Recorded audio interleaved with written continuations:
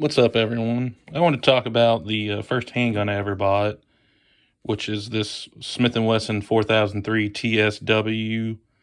I bought this when I was in college, and that's a lot longer time ago than I care to admit.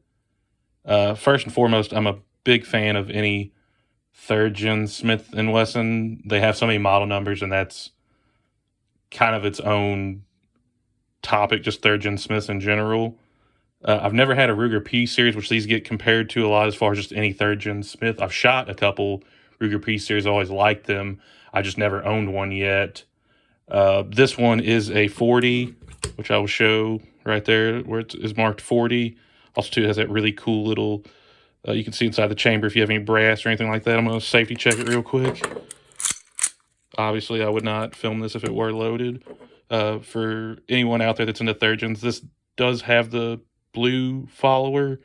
I've got another third gen that has yellow followers in the mag. I don't know. I used to know a little bit about why they did that, but I have no clue now why these were blue. It's been so long. I remember reading into it like a decade ago. This does have a magazine disconnect, and this is a double action, single action gun. Go ahead and pull double action for you. Pretty heavy. You can hear the reset maybe. Single action, it's not terrible. It's not as good as some of the 1911 stuff I've messed with, or the 1911s that I have, but I'll see. I think one reason I bought this is I always enjoyed this bobbed hammer. Because at one point this is my first handgun, so it was my only handgun, so it was my nightstand gun, it was my carry gun, it was if I went out in the woods or something too, in case there might be wildlife or something, although there was one I was really concerned about. This is what went with me. So this kind of had to check a lot of boxes and fill a lot of slots because this is what I had. I'd had experience with 40, and I wasn't really sure what I wanted. It wasn't like it had to be a 40, but I guess it shows how old I am. Because at the time, there was plenty of manufacturers making 40 when I bought this. So I was like, yeah, sure, I'll just buy a 40. And real quick, back to those bags. They have pretty cool witness holes. Holds 11 plus 1 in the chamber, so 12. And 12 rounds of 40 didn't seem bad. In terms of size, I guess this is close to something like a size of a Glock 19, kind of. The sights on this actually do have tritium in them. I don't think they'll pick up on camera. They're 3-dot sights. See if I can get it to pick up. Before I start filming this, they still glow a little bit in pitch black, but not like they did when I got them, and not like they did, I'm sure, when this gun was new. I think this one, if I remember correctly, I think this one rolled off the line in 2004, maybe. I'd have to go back and check it out, but this is a law enforcement training. It was a Atlanta police issue. As far as the TSW on it, I've actually never seen just a regular 4003 in the wild. I know they're out there.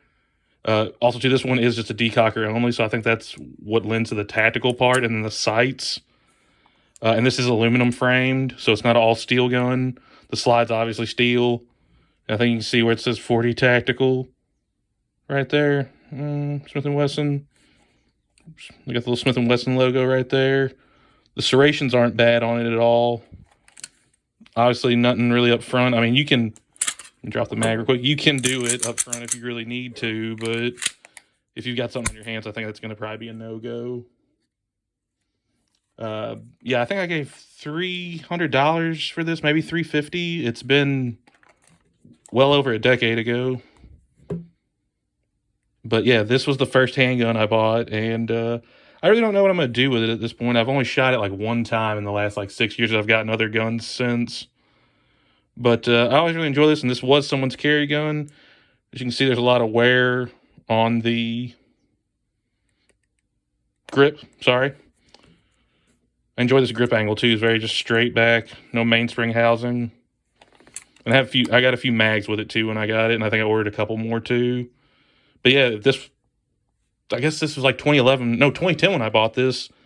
I thought this was a pretty good first time buyer purchase for a college kid. I was broke, like I said, and this is what I had, and I just wanted to kind of share it with everyone. It's been pretty good. It's reliable. It's ate everything I've fed it, including steel cased. But I've evolved since this. Kind of don't know what I'm going to do with this. I've been thinking about selling it because the only reason I really have it at this point is just sentimental value. And I was kind of messing around the safe, and I thought, you know what, I'll just pull it out and talk about it for 5 minutes. But yeah, if you were to see one of these, or even this one, because like I said, I might sell it, I think this is a good buy. You know, I like the third gen Smiths, like I said earlier. There's so many model numbers, and that's the kind of rabbit hole you can go chase down. Like there's like the 5906, I always wanted one of those. I've never shot a third gen in 9mm. And there's also like a lot of great target models like the 952, that's a really good one. And the 945 is really good too. That's in 45, if I remember correctly. But yeah, if you ever see one of these out there, I would just say go ahead and get it because these things do run. And I mean, the machine works pretty good on them. Trigger, yeah, obviously manufacturing got better since the third gen Smiths, but if you're a fan of kind of old retro guns now, I would say go buy one of these if you see it, or just if you get a chance to shoot one, check it out. But yeah, I just wanted to share that with everyone and appreciate it. Thanks.